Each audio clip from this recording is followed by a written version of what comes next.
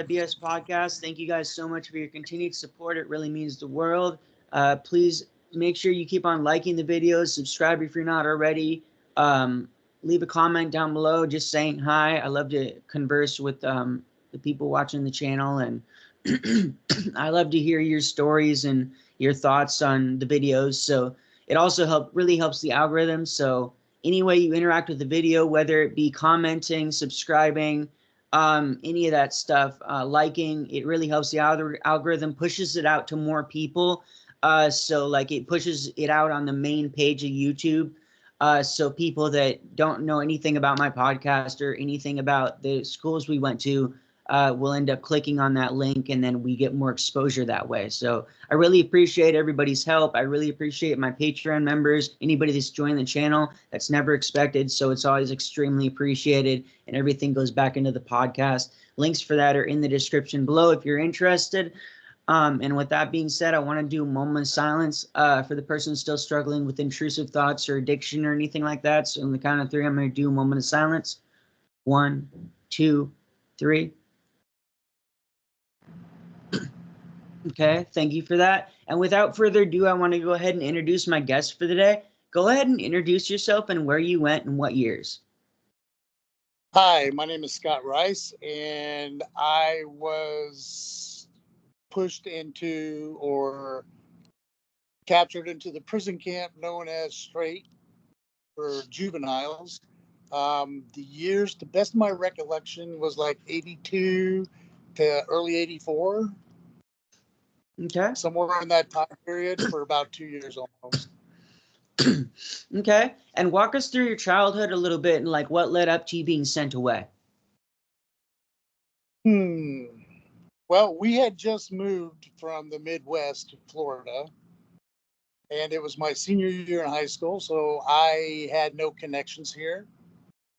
And so I made myself independent from my family at that time. I was a senior. And yes, did I smoke weed? Yes, I did. Was I a raving maniac, etc., as people predict?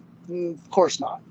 But my lack of being involved with the family and, of course, being caught with weed, for some reason, forced them into thinking that prison for children is what I call straightincorporated.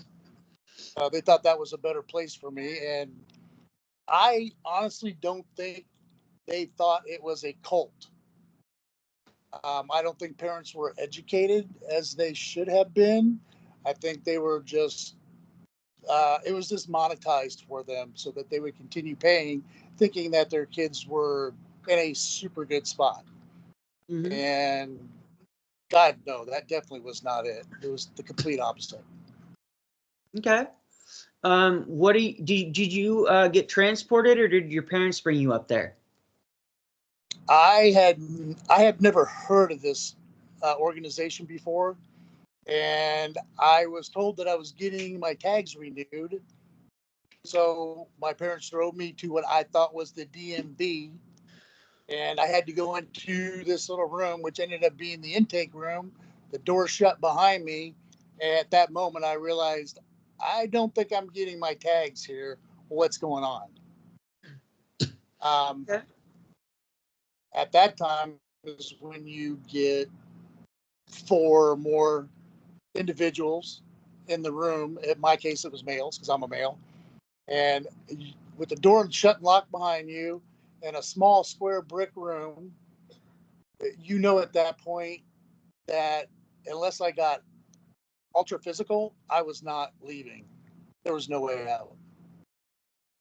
Okay. What do you remember about when you first got there?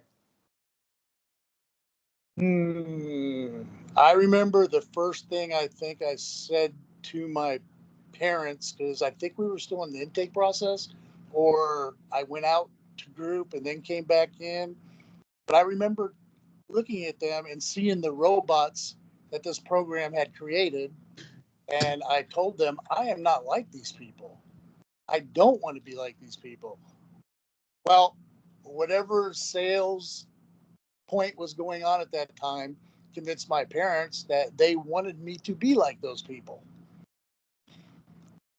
I don't Yep. think they knew in order to be like those people, you have to indulge yourself in a cult experience.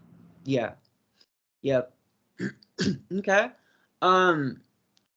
Let's see. When you first got there, did they shave your head or anything like that at Straight? No, I don't recall being searched at all. Maybe patted down. Okay. The hair was just, it was peer pressure the whole time. You got to cut your hair. It's an image, and that's all you Yeah. heard. And until you um, did what they were telling you to do, like cut your hair, it's an image, you were not moving forward in the program. You were not going anywhere, and you were ostracized a lot. I can And if you would imagine. say, yeah, if you would say, oh, my hair is not an image, I like my hair, you would have hundreds, maybe less, of peers jumping up, criticizing you. If you criticize back, then you have your moment on the floor with 6 people sitting on you until you gave in. Okay. Did you kind of like a pledge or a pledge in a fucking fraternity or whatever? Like this shows that you're actually in the cult and that you're giving into the program. You know what I mean? That's exactly right. Yeah. Based on your hair, your looks, how you dressed. If you went from blue jeans to stupid polyester bullshit to make you look like they're one of their little robots. Yeah, it all, you had to conform to everything in order to move along in the program and to get the hell out. Yep. Do you remember them giving you any sort of physical rule manual or going over the rules with you, buddying you up with somebody that showed you the rules? Was there any of that? I don't, they probably explained the rules briefly, and I think I learned most by observation, especially the physical abuse of what happens. Um, getting sit on, being tossed into an intake room because you're misbehaving, and what happens in there, I've only heard, haven't seen, but what I've heard is not pretty. Uh, you know, uh, young girls, young ladies thrown in these intake rooms by themselves with males to be disciplined. Um, Not cool.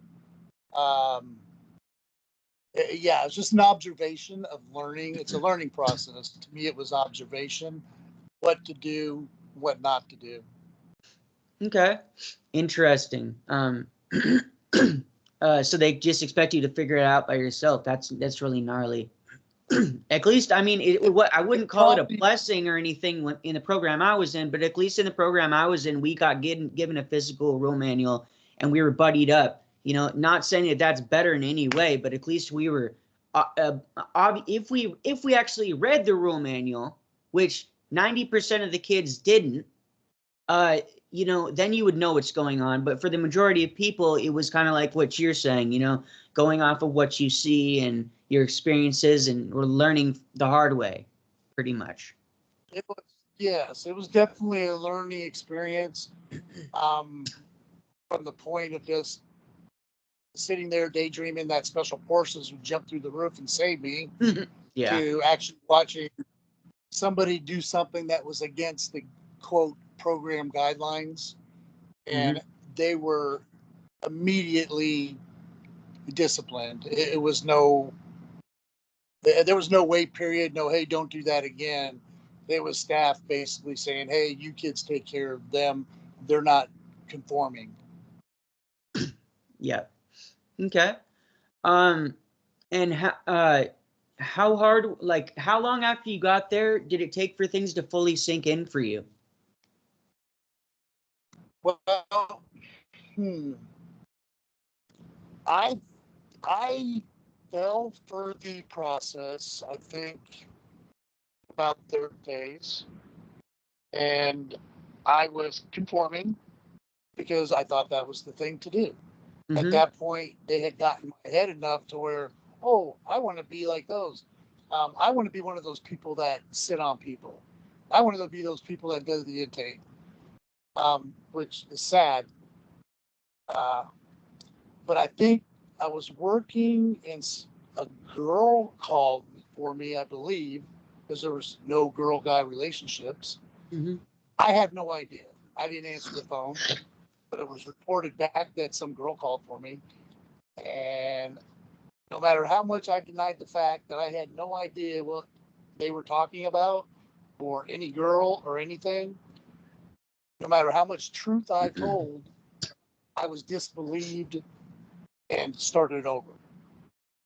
That's when I realized this is bullshit. Really bullshit. So I knew at that point that I'm going to really have to super conform just to get out because there was no rescue. Yeah. Unless I split, which is leaving the program by beating the shit out of your newcomers whose home you stayed in and running away.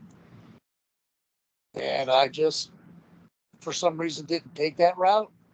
I was afraid that I had no place to go. Understandably, yeah. I'm sure that's how a lot of the children felt. So you pretty much were working your program. Did you have any like rebellious times when you were there? Or was it just you were trying to get home as fast as possible? Well, I think day 3, I did knock the. You were you were led around by your back of your pants with a thumb and a belt loop, and that was it. I was able to knock his hand off. I grabbed a piece of wood and I said, "You come near me, you're dead." And so they yelled, "Split," and went home. I called my parents. They said, "Well, you don't have to go back in, but you can't come home." Because we had just relocated, I had no options in the area of where to go unless I went back to the Midwest and I had no means of getting there. Yeah. So that being said, I'm like, okay, I'll go back and I'll try it. I'll see how it does. But at that point, it was too late. The rebellious after that, in my head, constantly. Um, did I act out on it? No. It even got so bad that at a group meeting one time, which is where Mondays and Saturdays, I believe it was. I'm not for certain. It was a long time ago. But the parents would come and the kids would sit in a group and talk. And I actually had to urinate so bad. And I'm telling the fifth phasers, which ready to graduate the program, standing around guarding their peers. I said, dude, I got to pee. They're like, piss your pants. We don't care. I ended up pissing my pants. Now, you talk about a degrading Yeah. experience. Now that I think about it, but you know what? At the time, I was like, okay, I couldn't do anything, so I had to pee my pants. It was okay. It was how things were supposed to be done. And that mindset is troubling even to this day. I can imagine. um, let's see. So there's five phases there, right, to complete the program, or is there 6? Mm. I've I've read about 6. Well, I think 6 is. I think fifth phase was the you guarded the kids, your peers, Mm-hmm. and you had a little more responsibility. You could do different things. I believe I don't remember what sixth phase was about in order to step out of the program. Okay. I never got that far um, because I think I was about to go on fifth phase, as a matter of fact, and we got kicked out during a group because my parents were late to the meeting, 5 minutes late, and the my peers, the kids there at the time, wanted him to apologize to them for being 5 minutes late. He said, basically, F you. I'm not apologizing to you kids for being 5 minutes late. I had to work. So they Yeah. said, you're gone. They said, you're gone. You didn't follow the rules. Goodbye. Wow. So how long were you there? Almost 2 years, just under 2 years, 17, 18 months. Okay. Okay. And And like I said, it was, you asked if I acted out. I think I would get in trouble for doing things like drinking water out of the shower because we were deprived of water. I think I got caught, so my showers got limited to like 3 minutes wow. and nothing to drink. Um, that was pretty bad. But after that period of time, it became normal. So it was okay to act that way. It was okay to do those things. I deserved it. Yeah, of course they And flipped. that's a mentality that was really hard to get out. It took many years, and probably still not to this day. Yeah. A lot of us have lasting conditions to this day, unfortunately. Um, the water thing was being deprived of water. Was that a regular thing that happened regularly, or was that because you were not a high enough level, or do you know? I think that was mostly based on which newcomer's house you were assigned to, which are the, if I was on second phase, it would like be somebody on fourth phase. I would go to their house and be locked in their environment. In other words, all the locks, the doors, the windows, everything are on the outside, and you're on the inside. Um, so I think it was based probably on where I was at the time and the narcissist of the other individual who's supposed to be mentoring me. Okay. And there was no school at Straight, correct? Uh, there was no school itself. I think when you got to fourth phase, you were allowed to go to school. Like off Um, campus? yes. Okay. You were allowed to go back to school, but you were watched. You were watched like a hawk. It was like a movie. You don't know who's watching you. You don't know who's part of the program. It was unbelievable. So if you so much as like talk to the opposite sex in a school setting, you were in trouble. Trouble being anywhere from not being allowed back in school, being dropped to phase, stupid stuff like that. And I can. if you had a conversation with what they considered to be a druggie, which would be anybody that did not look like anybody in their program, of course, the same thing happened to you. And no matter what your reasons were, your reasons didn't matter to them. Again, I go back to when I was started over.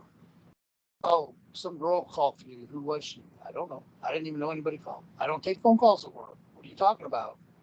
We're starting you over. We don't believe you. Yeah. So that wasn't just me. It was the majority. No matter what they said, it was like, we don't believe you because we don't like your answer. Since we don't like your answer, we don't believe you. And now you're in trouble. And the sad part is, this is all peers. Mm-hmm. It's coming from people your age, younger, maybe a little bit older. Yeah. It wasn't like an adult. It was not an adult supervised situation or punishments or anything like that. It was just what your peers thought you should happen based on what they've learned in that program. Okay. What was the hardest part for you being there, and how did you handle it?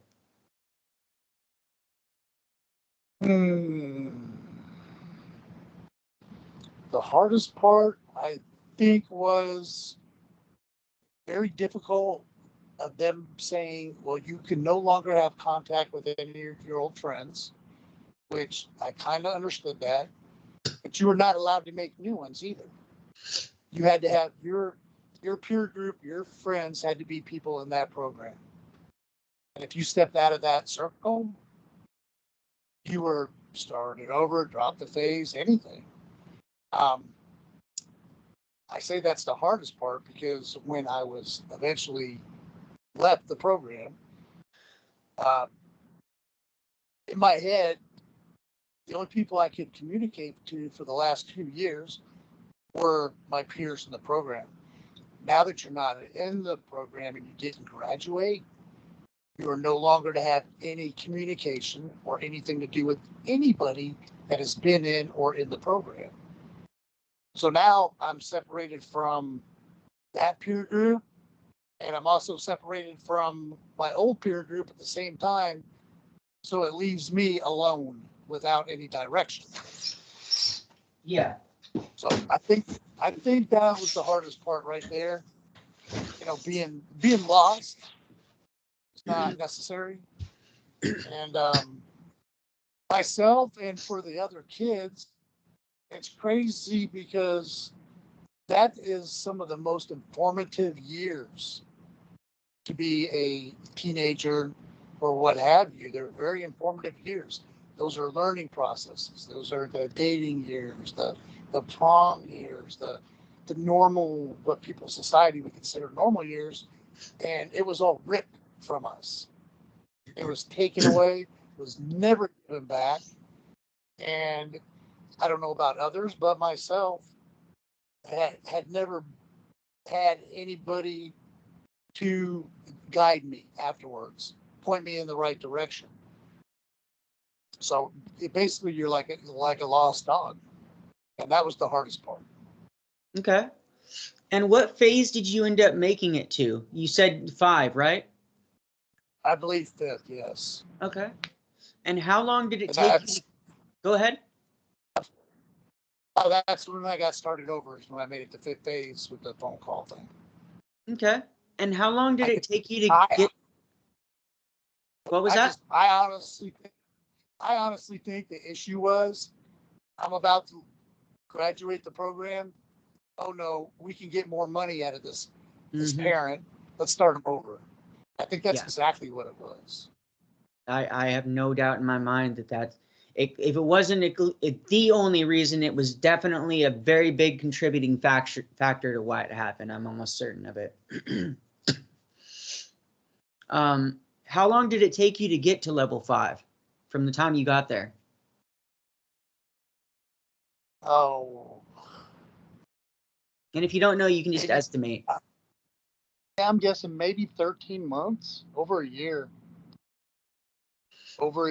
And I did conform to the best I could, but it was a slow process getting there and then being started over again. I refer back to, I think it's monetary, because the longer you're in there, the more your parents have to pay them. Yeah. And of course, when you have your group meetings with your parents, you can't tell them these things. You cannot tell them of any abuse, anything that happens. You just have to be like, hey, I'm doing fine. I'm doing well. I'm going to get out of here soon. I'm going to be your perfect kid. Bullshit. And sadly, I believe that. And I think a lot of the kids did. Yeah, definitely. Okay. Let's see. When did you get your first phone call to your parents after you got there? Did you get any phone calls? No phone calls. The only phone call I made is when I split. Okay. I called them, hey, I'm not going back there. And they said, there you are, you're not coming home. So that was the only phone call that I recall. Okay. And did anybody run or attempt to run when you were there? And if so, what was the policy for like runners? What would they do if somebody ran? Well, you were started over. I remember most of the runners is what I call captured by their peers would find them, or their parents would turn them back in. And they did not come back to group looking like they did when they left. Yeah. obviously had been through some type of traumatic experience between being allowed back into group and being caught.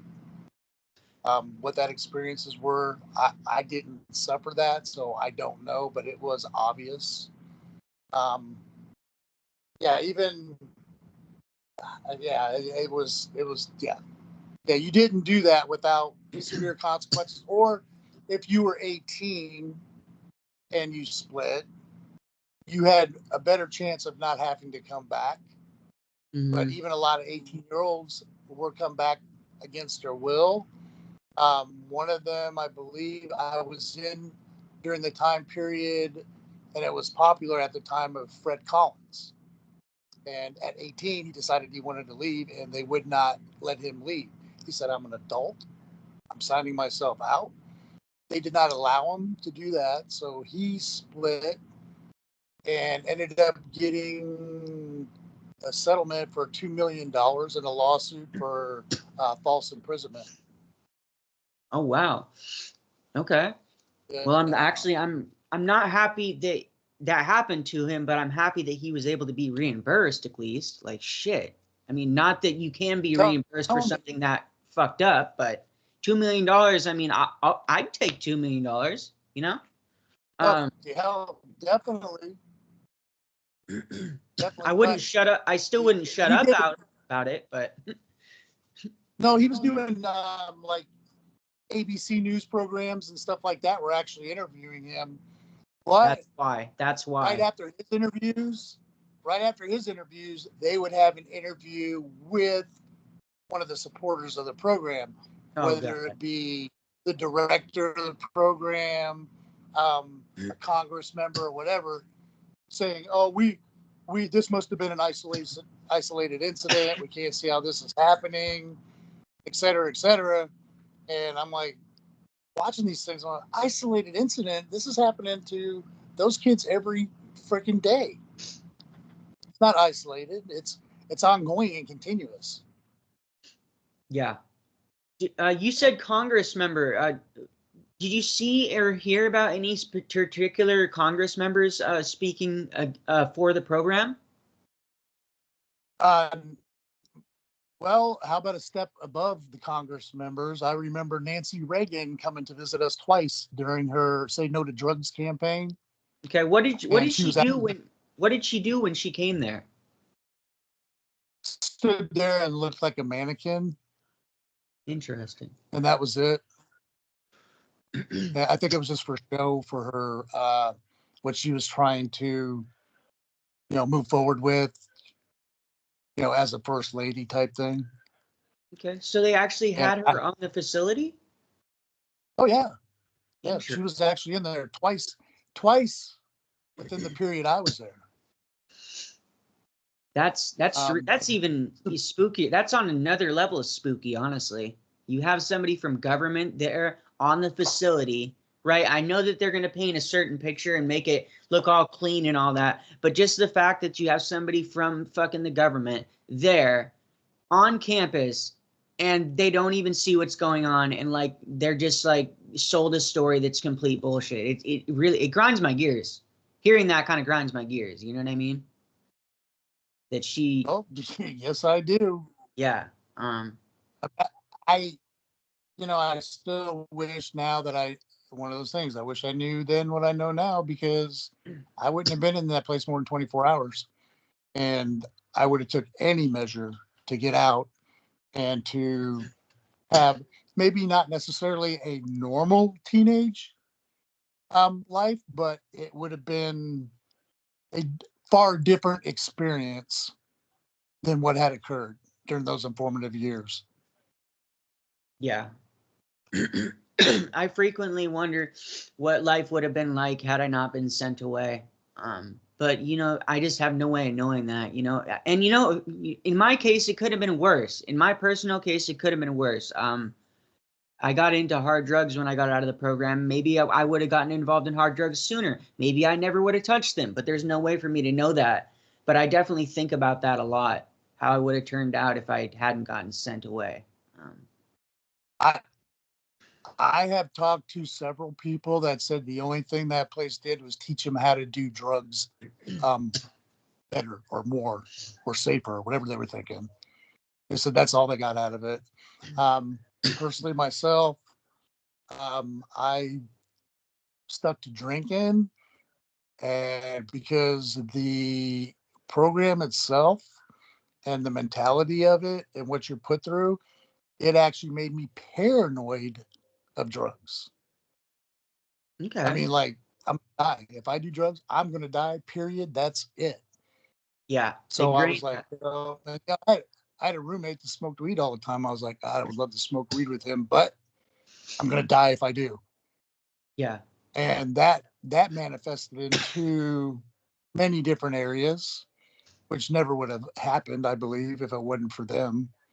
Um, lack of trust. Who do you trust? You can't trust your parents anymore because they're the ones that put you there. Um, you can't trust the program because you know what happens. So there's huge trust issues even to this day. I would say my circle of friends, I could raise one finger, and that would be my circle of friends, and that would be Yes. my wife, Yeah. because it just I, it's been unrelatable to other people. You can't discuss it. You have, or I have, certain quirks and issues, and you know, very little filters when I'm around other people because of that. And I've always looked for the flaw in them, as was presented to me in that program. You always looked at the flaws. You never looked at the good shit for people. You were always looking for their flaws so you could attack them. Yep. No, I can definitely relate to that. Um, did you witness or hear about any grooming by staff to student or student on student or any sexual abuse or anything like that when you were there?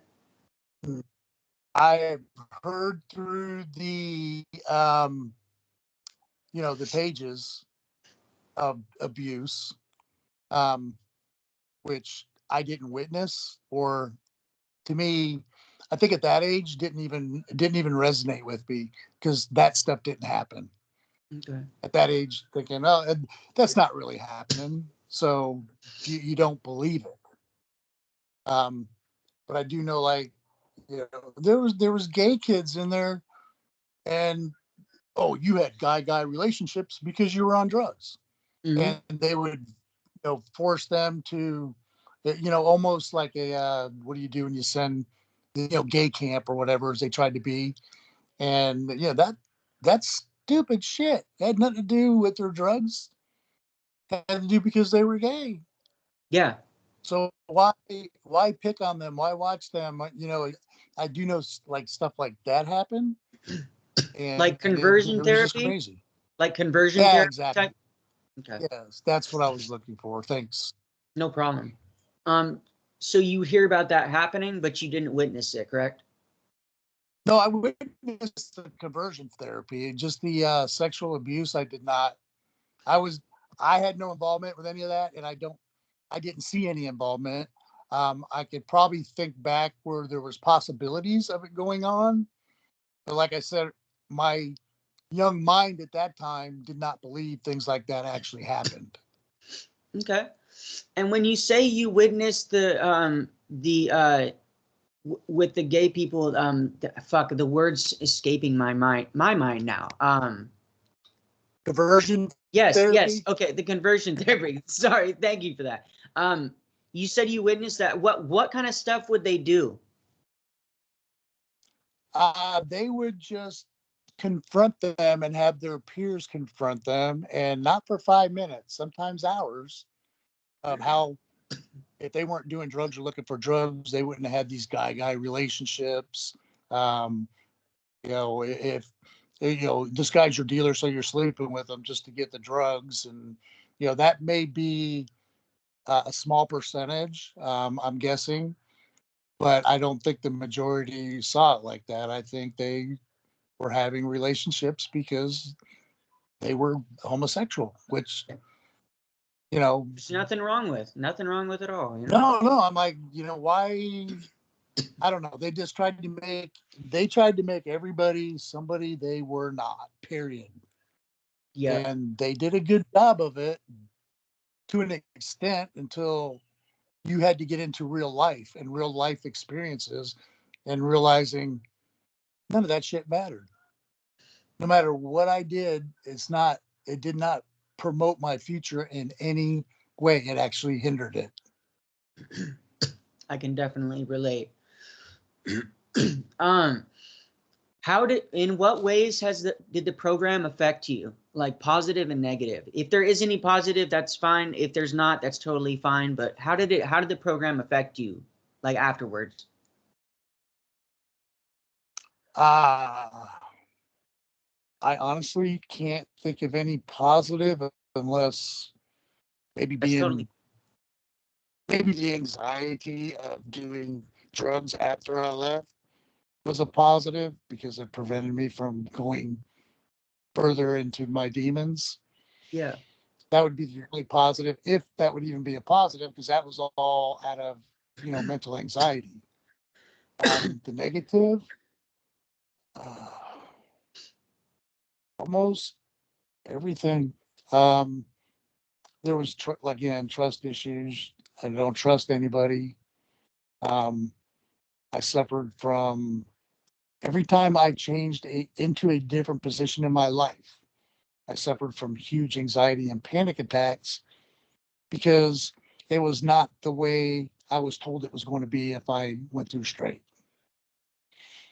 To me, the message was, oh, get through this program. You're going to be successful. You're going to have a job. It's going to come to you. Don't worry about it. Well, I was kind of in that mentality still. Okay, I'm not going to do drugs. I'm going to stay straight. But guess what? Nobody came knocking on my door with a check. Nobody. And so at that time, I think shortly after I had joined the military and got into special forces, the most abusive um, combat training that I could find for myself. Did you do that on purpose? Like, The most abusive?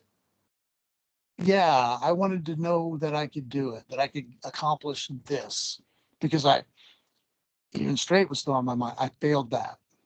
Yeah. Um, my parents, I failed that. Let me accomplish something for myself.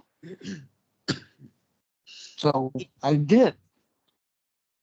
I did, but guess what snuck up on me when I started feeling successful? Back to the anxiety and the panic attacks and the, oh my God, I'm not supposed to be in this position. Um, oh, I'm over drinking with my fellow buds.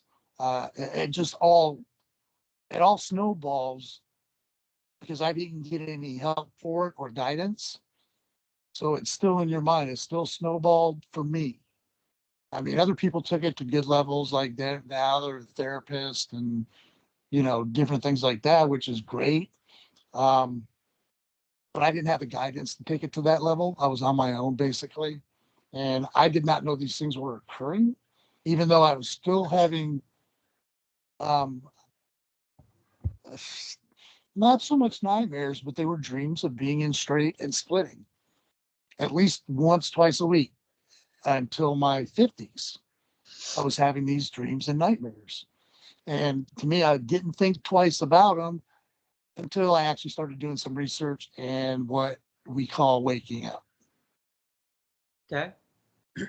Do you think part of the reason you went into the special forces also was because of the structure? Was that any part of it for you? I don't know.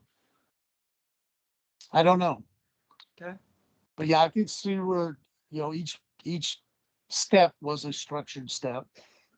And I don't know, I guess maybe being outside of a structured environment left me to my own devices.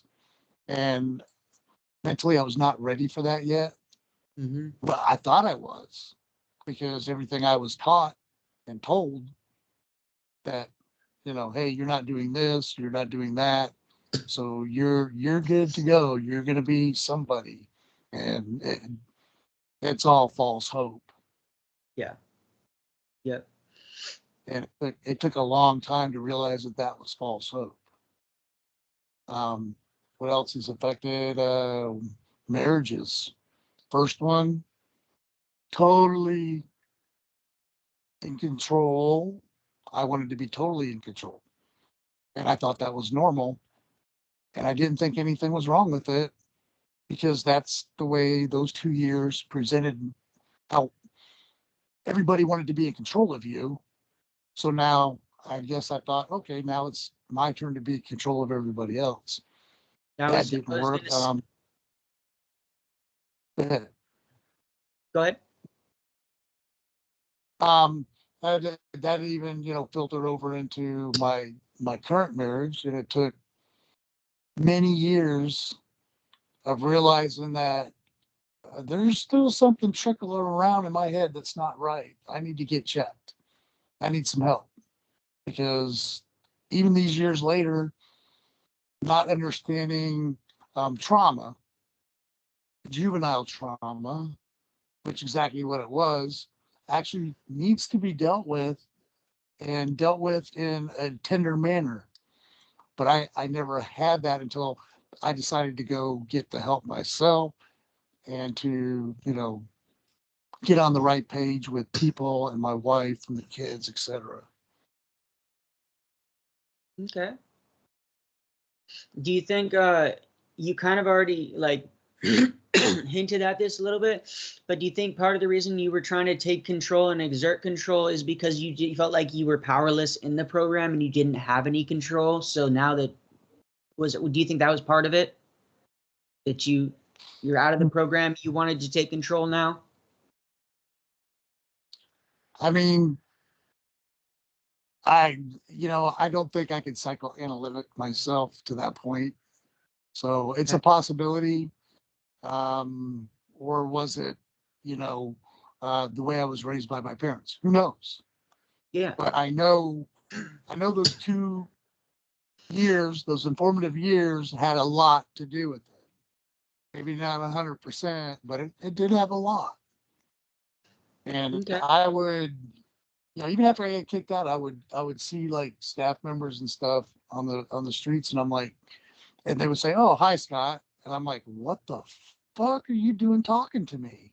It blew my mind. I Yeah. didn't answer back because I didn't know what to do. Yeah.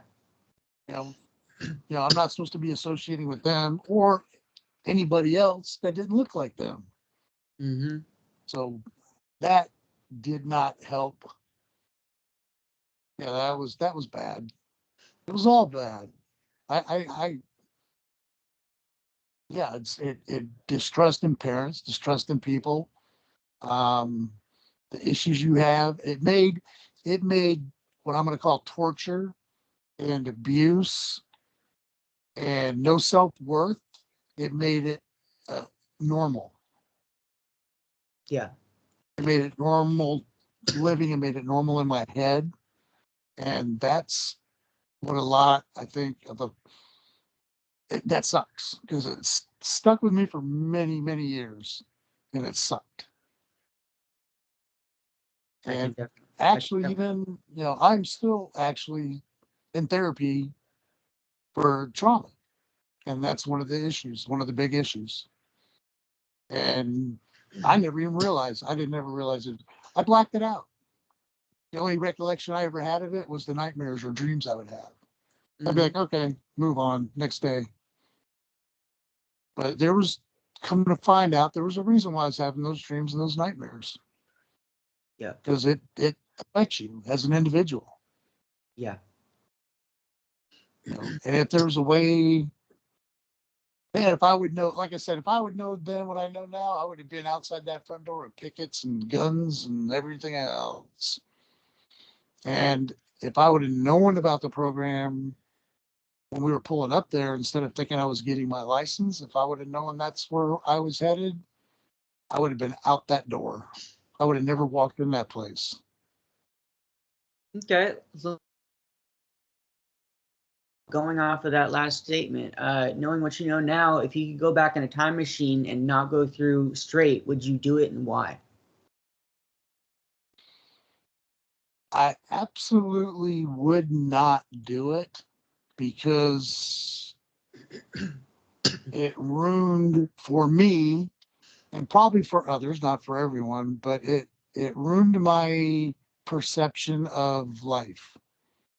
It ruined my perception of the world, and it ruined my perception of myself.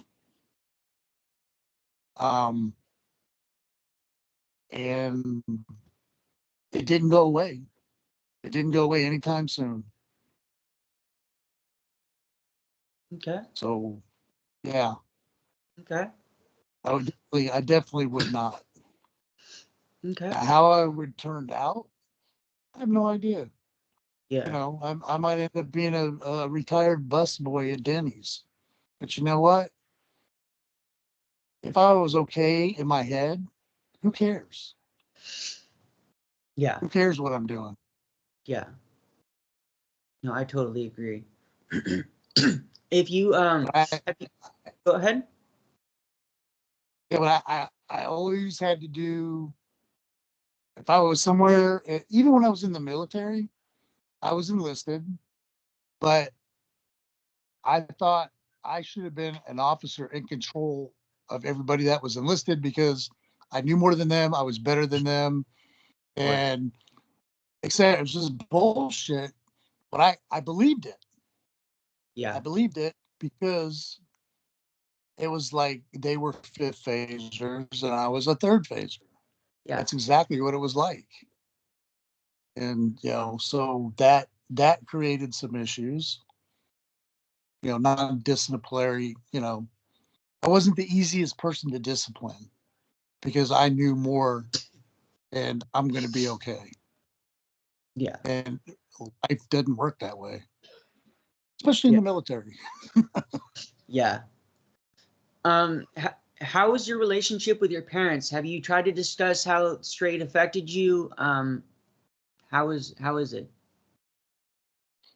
My mom passed about 26 years ago, so I really didn't get a chance to discuss it with her Okay. because it was not, besides the dreams and the nightmares, it was not something I even thought about Okay.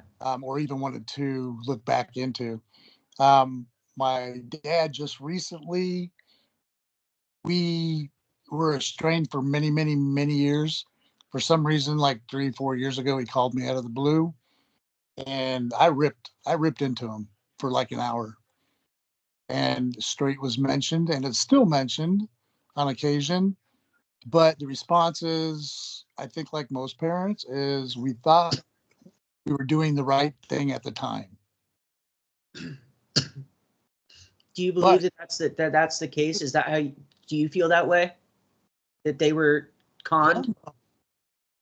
yeah, I think I don't know if he really feels that way. I just think that he doesn't, he lost for words with it, but I think he says that he did what he did at the time because he thought it was right. But I think it goes much deeper and he just doesn't want to talk about it any further than that. He did go as far as to say he's not the one that wanted me in there with my mom. And of course, she's passed away. So I have nowhere to go with that but to believe him. Yeah. Okay. Um, what do you think would have helped you more instead of being sent away back in the day?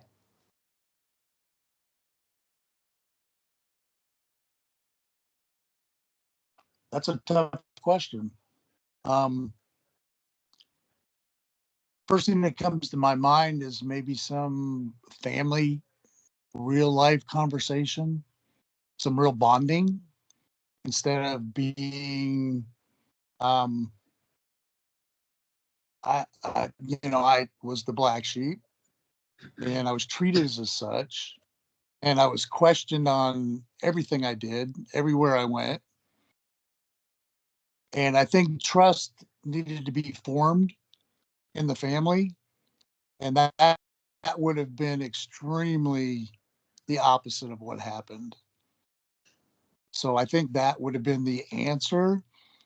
But, in the 80s, who did that? It was like, Yeah. you fall down, you break your leg, you're told to walk it off. Now it's like, oh, let me help you. Let's go to the hospital. So very different times in the world. Definitely. Okay. In the straight, were you ever forced to admit to anything that you hadn't done before? Like I know some people. Gosh. No. No, yeah, definitely. You had to, in order to, if you denied doing something and you really didn't do it, you weren't believed. Yeah.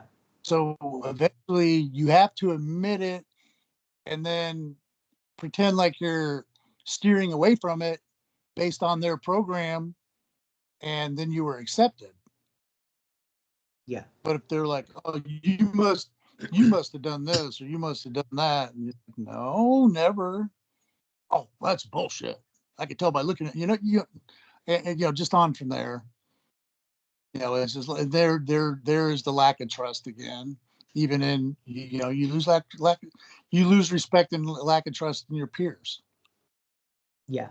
And that brings me back to my circle of friends, which is my wife, even to this day. And it's not that I don't have acquaintances here and there, but to open up and to have a heartfelt relationship with somebody, it's just not there. I don't have it in me. And I think that has a lot to do with it. Okay. What happened after you got out of the program? Well, I was 18 or just turned 18. And I did exactly what I couldn't do in the program. I found myself a girlfriend and obvious reasons. And ended up trying to impress her by, oh, I could drink a full pitcher of beer.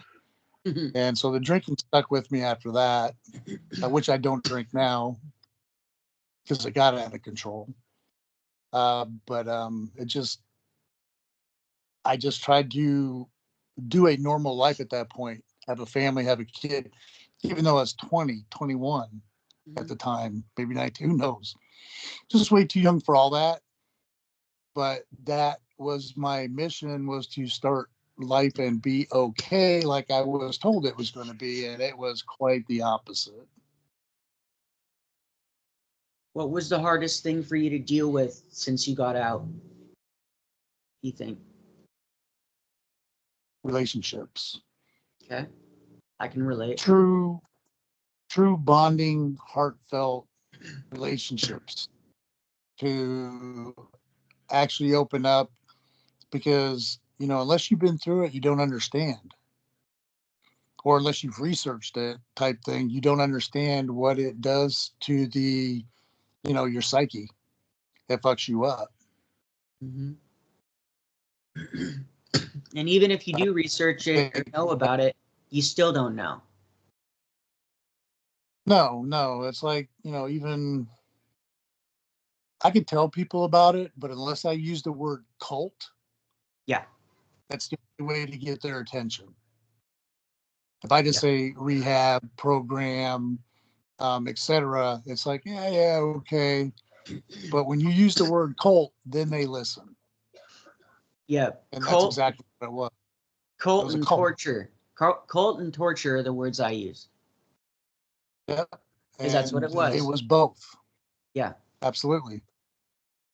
And sadly, you and I both were victims. Yeah. I'm still, even at my age, struggling not to be a victim, not to be having thoughts, trying to change things about me that I know come from that have been wrong my entire life. Certain thought processes. Ingrained in you. Yeah. And, if I went in like 13 and 14, yeah, and then had the rest of my teen years played out somewhat normally, I don't think I'd be in this position, but that's just not the way it was. And then, of course, the getting started over and all that shit for no reason except for to get more money out of your parents was even harder. Yeah. Because then you don't understand. It's a trust issue again. You trusted these people to move you along if you did what they say. But even though you do that, they find reasons that, go against the grain. It was horrible. Um, I don't know if my joining the military had anything to do with my first months just sitting there daydreaming of, special forces busting through the skylights on ropes and coming down and saving you. And that fantasy kept me alive for months. So I don't know if that had anything to do with it or not, but maybe. Maybe But you that was go ahead. no, that was just my mentality. I would literally sit there so much and so long thinking about this and hoping it would happen that I'm like, okay, it's got to happen sometime. It's going to happen, but it never does. Or even the police. I'm like, okay, someday the police are going to come raid this place and, guns blazing and, let us out. No, that never happened. Yeah, and I guess in sort of a roundabout way, you became your own hero by going into the special forces, because when you were in the program, you dreamed about them coming to save you. So maybe in a roundabout way, you became your own hero, or that maybe that was part of your thought process. It We'll could have probably never been. know. But. It could have been because when I decided to join, I decided to do something out of the ordinary that most people don't do. And even when I was I went to recruitment for Delta Force. Um, I was not at a rank where I could join them, but I would have. I would have in a heartbeat. And that's like that's the top tier right there. Yeah, you guys are flying around the jet planes, right? Or fighter Um, jets? no, actually, what I did was I controlled the fighter jets, and I would put them on target by being like I within yelling distance of the target. Okay. So, like, if the army was getting overrun by the enemy, and then they would call me in wherever they were, I would jump in, whatever, and then I would take over from there with the airstrikes. And I would have the airstrikes on target and hammer the enemy and make sure that the good guys weren't the ones getting blown up. Yeah. Cool. Okay. Um, well, is there anything else you want people to know about your experience, or anything that you would tell a parent thinking about sending their kid to a place like this? Uh, love your kid. Don't send them away. Love your kids. If you don't have the capability to do that, give them to somebody that will, and not a stranger, not a group, not a cult, not someone who you expect to get expectations out of that exchange, because it's not going to work. You have a chance of suicide the other way. You have mental issues. You have abuse issues, many other ones. And a child's mind is not prepared for that. And to make them think that's normal, oh my God, what a rough life. A very rough life afterwards. So definitely look for other options. Look for maybe people that have been in these programs that are maybe like myself that can take another route or use other means of turning a person around rather than abuse and threats and being manipulated and minimized. And that's what you're doing. You're basically why do you want your kid torn down to nothing? What did they do besides you gave birth to that kid? Why do you want that kid torn down to nothing and then try to rebuild them? Which not going to happen. But what's not going to happen if they do or don't? What are you asking? Oh, I was saying, usually they don't build the person back up. They just break them down in these places, is what I was saying. Yes. They'll come back broken. You know, even me, you know, you're always on the bottom of the totem pole for some reason. And these people that were in charge make themselves the gods, and you conform to them. And your mentality stays that way. Mine did, anyways. Mm-hmm. I've read and I've heard from other people that were much stronger than I who did not get affected as much, although they've seen it and it sucks and it happened to them. They know it, but they processed it in different manners. But even if they're successful now, they will still tell you, don't do it. Don't go there. Don't do that to your kids. It's fucked up, man. It's really fucked up. And they're going to hate you. Yeah. They're going to hate you. And to get that kid's trust back again is going to take a lifetime. So it's the parents' call. If they hear what I just said, it's their call. It's just not worth it. You're fucking with somebody else's life, not your own. Yeah. You know, if you want your kid to be torn down, sit next to them. Get yourself torn down with them. Show them that you care. Be there with them. Have the same experience. That will make a difference. But you know what? There ain't no parent going to do that. They're not going to sit there and be followed around, have 3-minute showers, not be allowed to drink water, pissing themselves in the middle of groups, you know, being led around by the belt, et cetera. You know, they're not going to do that. Well, why do you think your kids need that too? Yeah.